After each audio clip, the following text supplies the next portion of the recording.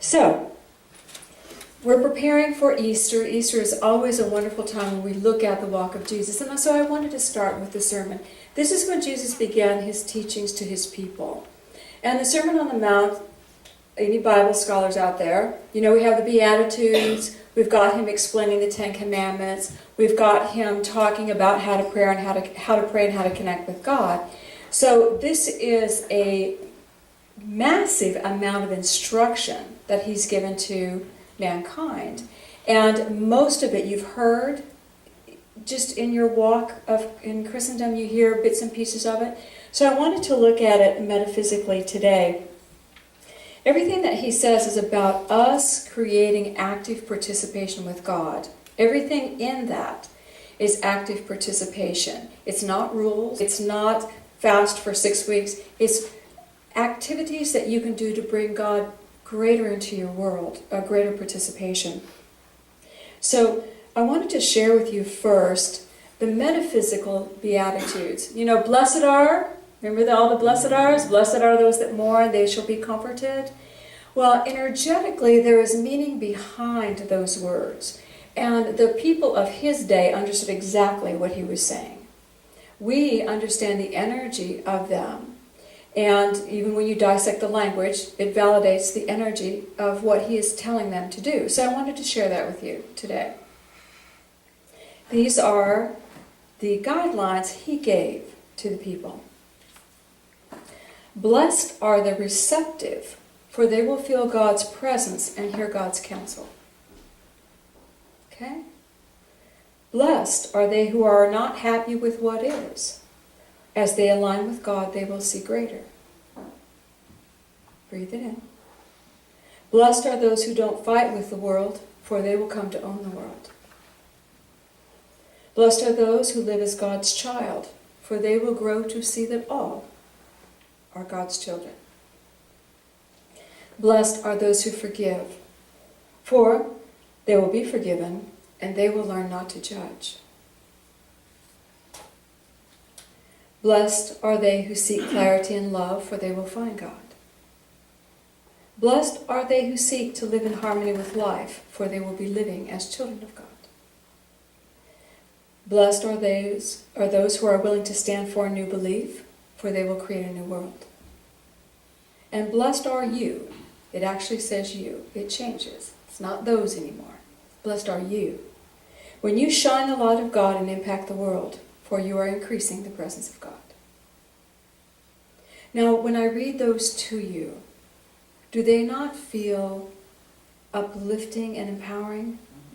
And do they not feel as if it's something that you could easily do? Now, I could spend a 3-hour lecture and tell you how we arrived at each one through language and energy. But I just wanted to share with you the meaning. Blessed are you when you align your conscious mind with the mind of God in all these ways. You will create a new world. You will create fellowship. You will create happiness. How easy is that? Good. Then in the Sermon on the Mount, he went on to say, let your light shine. Everybody was taught, don't put your light under that bushel. That's in the Sermon on the Mount. As children, don't bury your light under the basket. Let your light shine in the world. And this does not mean become evangelical and go out and tell everybody what you believe. It means let who you are, the essence of your truth, your love and your beingness shine in the world. Don't dim down. Don't dim down. Do I need to say that again? We still dim down. We still pull back. What if we just were us? You might clear the room with your light, that's true. But you still should shine. Let your light shine. Then he said, we need to connect with God differently. We need to connect in a prayer that is from our heart to God's heart. Remember, this is an author writing down what has been remembered and retold about this event. So we're trying to glean the wisdom from it. In the Matthew, who is the book I'm using to refer to, the Beatitudes are also listed in Luke. They're slightly different. But in Matthew, after he tells them, don't dim your light, you need to pray and talk to God. This is what he says about talking to God. Your Father knows what you need before you ask him. Talk to God, but your Father knows what you need. Okay?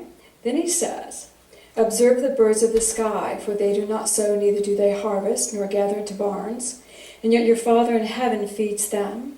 Are they not much more important than you? Who among you, by worrying, can add a cubit to your stature? Why do you worry about clothing?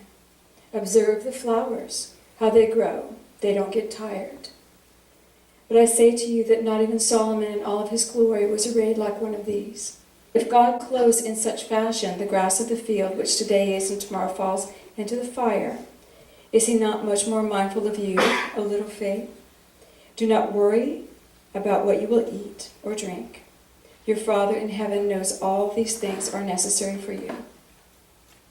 Your Father already knows, but you need to ask.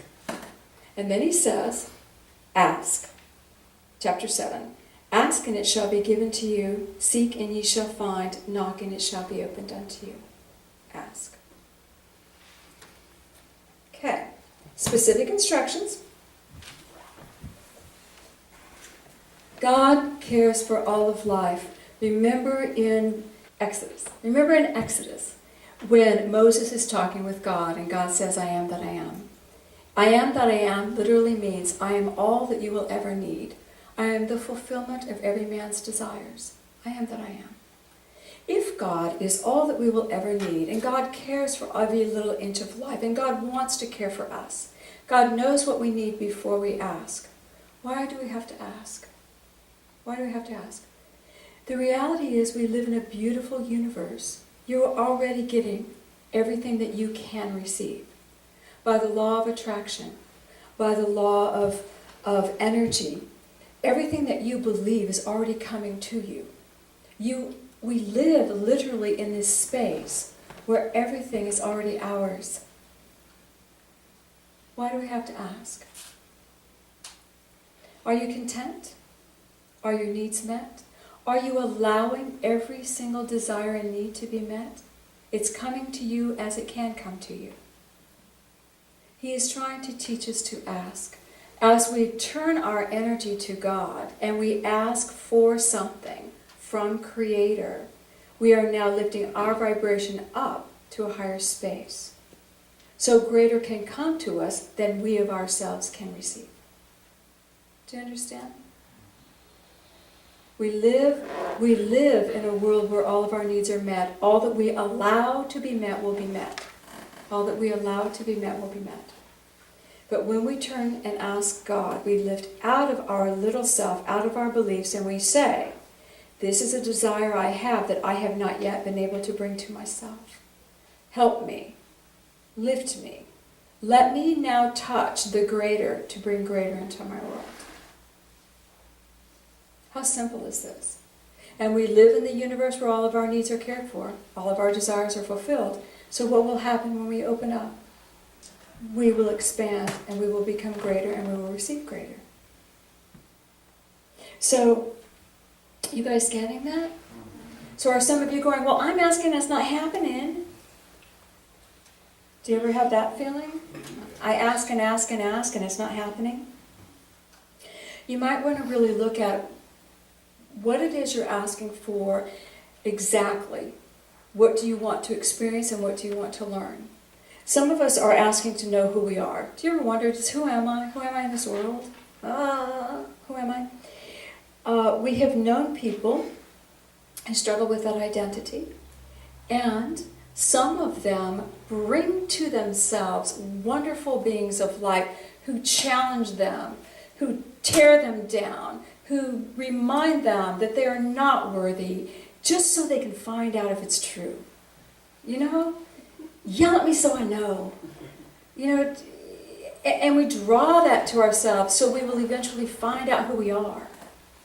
Or, with the very same question of identity, you might draw into your world someone who sees the Christ that you are. And someone who says repeatedly to you, no, you're wonderful, you're a wonderful child of God. Doesn't that sound wonderful? To some of you, that is just as irritating as somebody yelling at you. You know why? Because you don't yet believe it. Don't tell me I'm wonderful, I'm rotten. I'm not there yet. I'm not there yet. Do you see? It's all about our level of consciousness and growth. We live in this beautiful universe where we can walk with God. We do walk with God. I don't care who you are. You're walking with God. You're animated, that Christ is in you. You're walking with God, whether you want to pretend like you're not or not. But it's at the level you can interact, and it's the level you're willing to receive. You know, we're going to get to it in a minute, but in the Lord's Prayer, one of the crucial and key things, help me forgive that I might be forgiven. Help me forgive that I might be forgiven. Well, who are we seeking forgiveness from? Not ourselves. God does not judge you. Just think of your child that goes out and gets muddy in the backyard. Well, you don't want to clean their clothes. You don't like it they just messed up their new tennis shoes. But do you judge them severely as if they are never worthy of life again? You know, you might make them clean the tennis shoes, but you don't judge them. You say, this is an experience that you had that makes me uncomfortable. God does not judge. If we don't judge our children, our Creator does not judge. But when we judge ourselves, we have attached to the event, the matter, the issue, and the energy that we're judging. And that puts us in the outer. I'm not good enough. I failed at that. I yelled at somebody. Whatever you're judging yourself about, you've just now attached with all your strength and all your might and all your beingness to this outer thing. And now you are stuck. And now what can God bring to you? Only that which I can gather without letting go. I have a little finger free. Give me that much, God. Because I can't let go of what I've judged about myself. Cannot let go. Help me forgive. Help me forgive. Help me forgive Shay. Yeah, God, help me forgive Shay. Help me forgive Shay, God. Maybe I can pry 2 fingers loose. You know? And we call people into our world that have done exactly what we did. They've done exactly what we did so we can see how we've judged ourselves. But do we see that? Not really. We don't recognize that they are us and we are them. They've done exactly what we're judging within ourselves. Help me forgive them. Help me forgive me. When I can totally forgive who I am, I can let go of that which I'm holding on to. And then, how high can I lift? I'm no longer attached to the outer. Forgive me. Forgive myself. Whatever I have done that brought me to this moment, I had a beautiful minister who said this all the time. Whatever I have done that brought me to this moment, I could have come to this moment by no other way. Whatever path I took, whatever steps I took to make me stand here now, were perfect for me because I'm standing here now. Now I choose consciously my next step. Now I choose consciously. Simple, huh? Yeah? Okay. All right.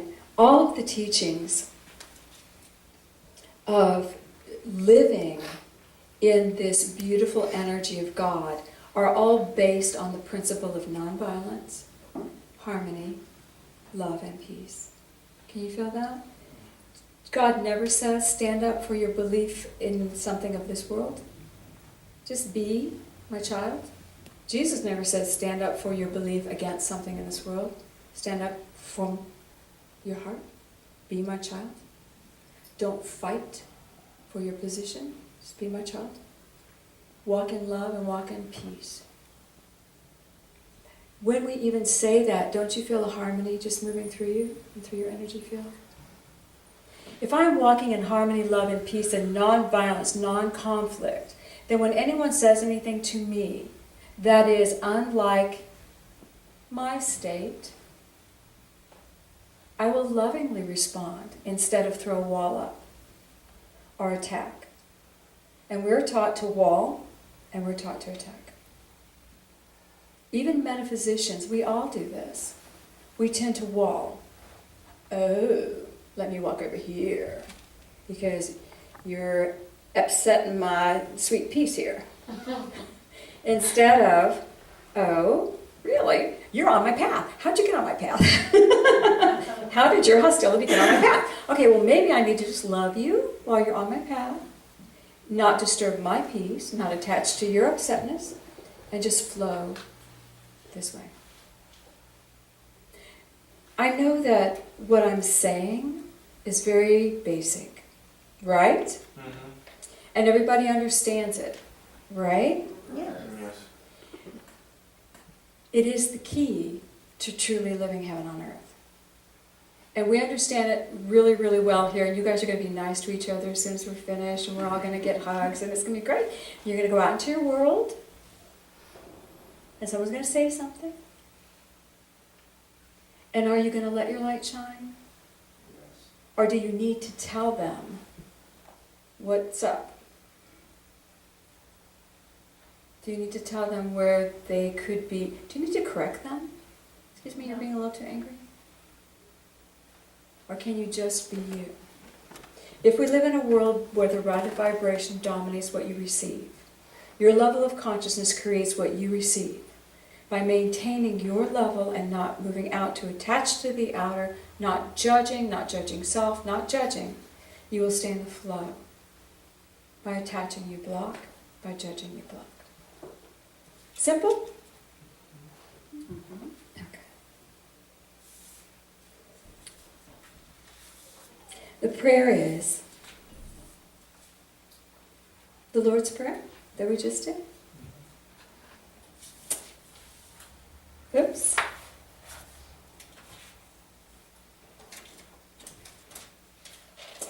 Well, I shall have to interpolate. Our parent, our father, our mother, who is always in that perfect state of consciousness. You are creator of all.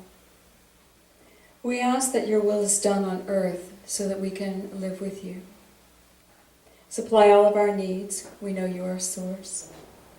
Help us forgive others so that we too can forgive ourselves and can release that attachment to this outer.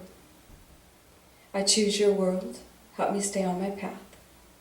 In you is all strength, all love, and all creation. When you hear those words, do they make more sense than the song? Because energetically, that is what it means. We are acknowledging God as creator. We're acknowledging God as source. We're acknowledging that as we walk in God's will, we can be one with God in a heavenly state right here on earth. And we're asking not to attach, not to judge, so that we can be free to walk. That is the metaphysics of that prayer. In this month, as we approach the Easter celebration, there's so much that Jesus brought that we will never understand fully. There's so many teachings and enlightenments and energy that He gifted the earth with that we haven't even begun to look at. But until we really try to begin living the way that He prescribed, we will never be in a position to utter the prayer that puts us in that level of consciousness to receive. If we are still struggling with our outer and struggling with joy, struggling with finding purpose, struggling with who we are, how can we see what He gave us? Because our focus is still here on our outer world. But as we start walking this beautiful path of love, non-violent peace, can you imagine how that would be? And each one of us in our own way rallies in an aggression that would be considered violent. We may not slap anybody, but when you rally with an aggression that goes against somebody, you're not in that nonviolent peace. We're not letting it pass through us. This is something that I want to move into as well. This is something I want to become. This is something that I think the children of God live in their natural state as. Nonviolent, peaceful beings. And it's not easy. As simple as it sounds, as effortless as it sounds, it's not easy. Because we judge ourselves by how we interact in the world, instead of flowing with who we are as spirit. Imagine if we walked out into the world and every moment I was completely and totally aware, just imagine me, you don't have to imagine yourself. I was completely and totally aware that I am divine and I've been here a gazillion million times. I've had a million different bodies. I've been a man, I've been a woman, I've been all the colors of the races. I've just been everything, had all these experiences. And you say something to me that may be somewhat limiting and I just go, oh, yeah, now I've been here too many times to deal with this. I'm just going to send love. Is this worth my energy? No, it's absolutely not. That's not why I'm here. I'm not here to get aggravated with a situation. That's not why I'm here. I've been here a million times. I'm here to flow. I'm here to be happy. I'm here to be energetic. What if we take the idea of the eternal spirit, not just out in the ethers, because we can't embody that, but just the fact that we've come and gone so many times, and let that put the perspective of our viewing point. Oh, did I make a mistake? I got a stack of them. No problem. That's nothing compared to what I did a couple lifetimes ago. I was a doozy then. You know? Put it in perspective. Child of God. Child of God. Is it something that we could try? This is at least a pathway for us to begin to embody that beautiful energy of God love. And in God love, all things are supplied. And if you're not getting what you need, move into the space of receptivity through this gentle peace. And then ask. Ask to be lifted up. Sermon on the Mount. There you have it. How do you feel? All right, so let's put our feet on the floor.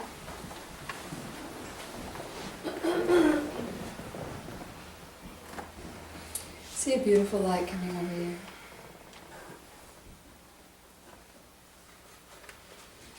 And in that light, just begin to feel your own spirit. Begin to feel a vibration and a color that is you. And realize you are unique. You, your vibration, who you are. And I want you to welcome that beautiful light of Jesus the Christ to come into your column. Just see him joining you. And I want you to look into his eyes.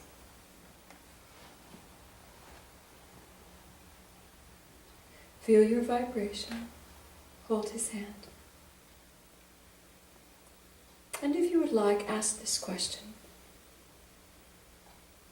Jesus Christ, who am I? Who am I? And just take a moment and listen. Be open to the answer. Be open to hear.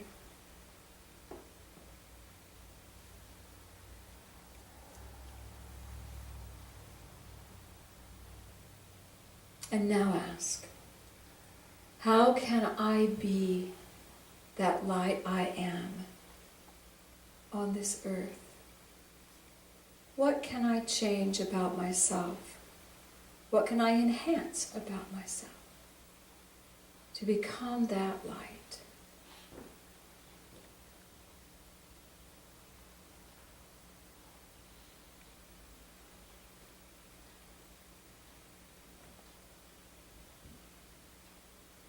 Breathe in what you hear, and if you do not hear words, just breathe in the energy that it shares. That will become information over the day. And I want you to hold him by the hand and feel a willingness to walk in that world of God love. A willingness to walk in that beautiful, peaceful world where you can learn through ease and grace. And just lift up that column of light just a little bit.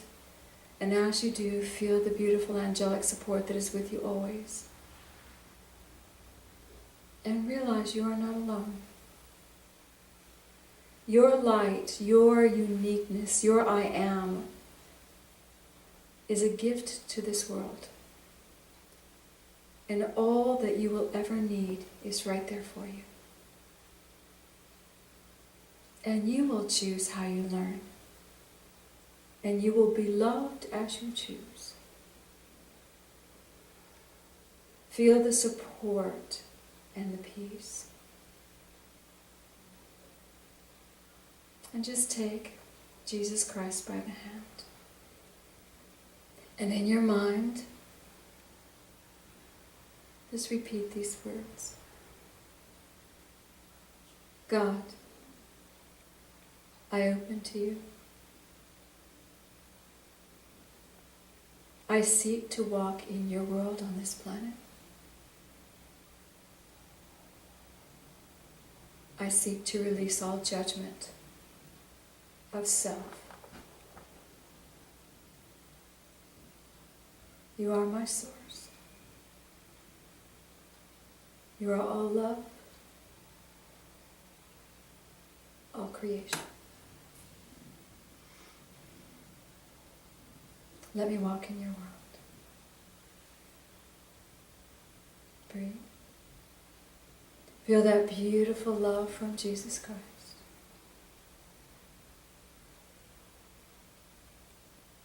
And feel his hand touch your heart. And as he does, your very own private Sermon on the Mount is instilled deep within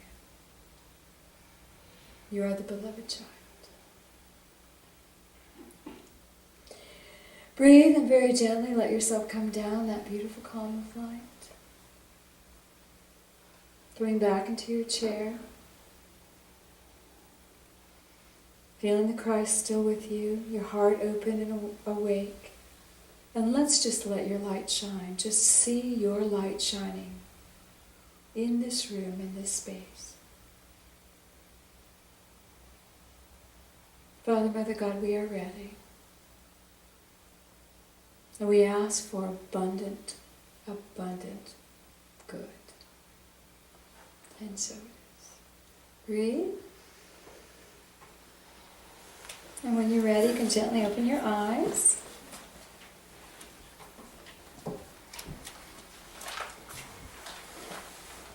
Did you like praying with Jesus? Yeah.